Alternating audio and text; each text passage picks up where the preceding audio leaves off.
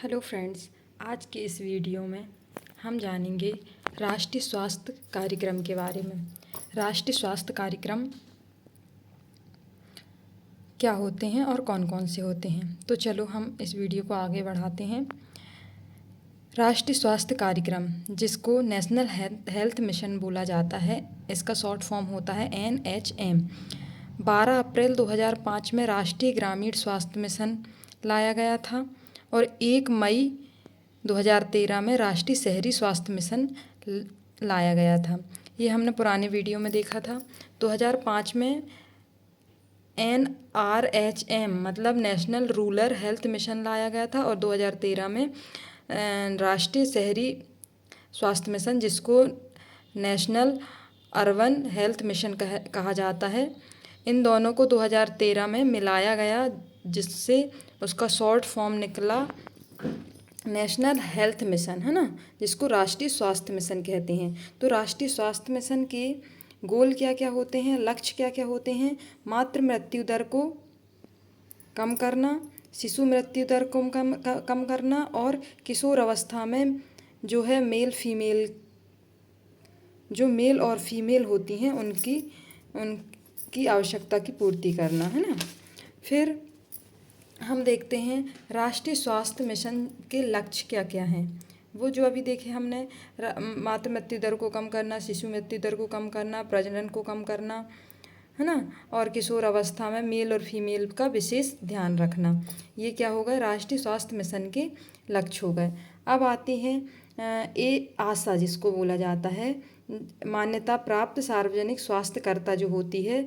आशा का full form होता है एक्रीडेटेड सोशल हेल्थ एक्टिविस्ट, है ना, एक्टिवेटेड सोशल हेल्थ एक्टिविस्ट, यानी कि ये समुदाय और स्वास्थ्य प्रणाली के बीच की कड़ी होती है। कौन? आशा कार्यकर्ता।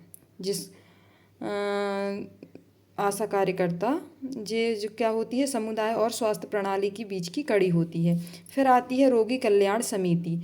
ये अस्पताल प्रबंधन समिति होती है ना। इसमें सुविधा और निर्णय लिए जाते हैं, है ना। तो इसका उद्देश्य होता है अस्पताल में सुविधा करना और निर्णय लेना। किसका? रोगी कल्याण समिति का। रोगी कल्याण समिति के अध्यक्ष SDM होते हैं और सदस्य जिले के सम्मानित सदस्य होते हैं। ये हो गई रोगी कल्याण समिति। अब आती है बारी उपकेंद्रों को अनुदान की।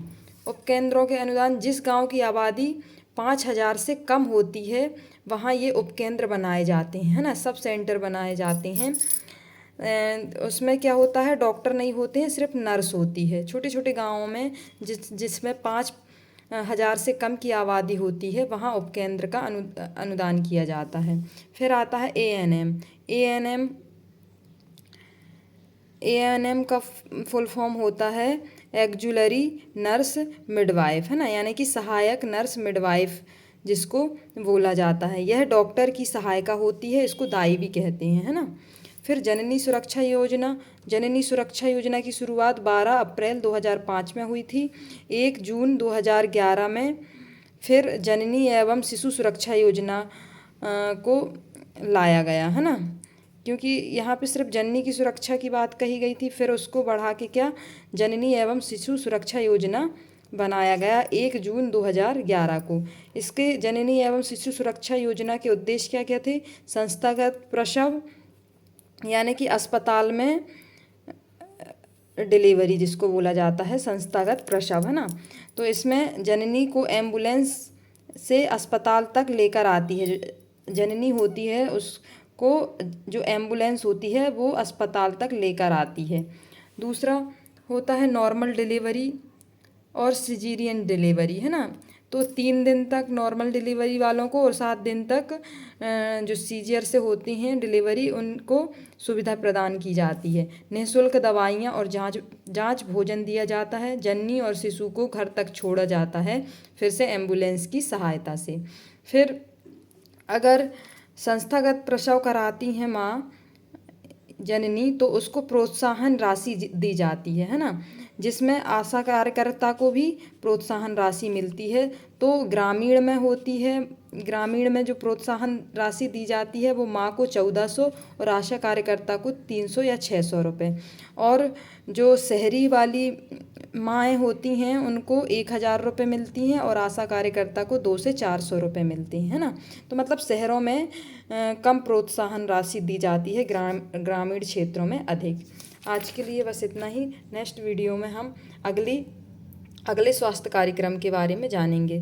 Thanks for watching.